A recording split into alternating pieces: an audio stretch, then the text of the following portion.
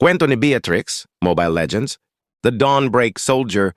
Si Beatrix ay isang henyo mula sa erodisyo, ang syudad ng agham at teknolohiya.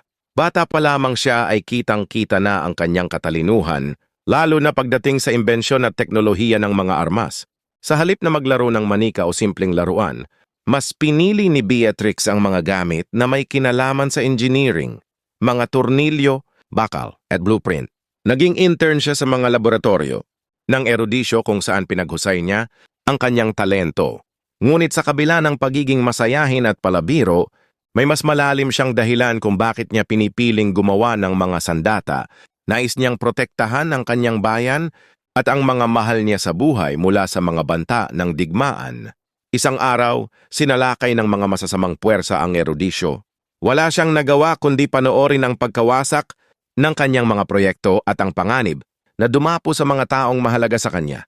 Mula noon, nangako si Beatrix sa sarili na hindi na siya magiging mahina. Ginamit niya ang kanyang talino para lumikha ng mga makapangyarihang armas. Hindi isa, kundi 4. Renner, isang high-powered sniper rifle. Bennett, rocket launcher na may explosive barrage. Wesker, dual shotguns na malapitang panira. Nibiru, rapid-fire submachine guns. Gamit ang mga ito, si Beatrix ay naging isang kompletong armas ng teknolohiya at tapang.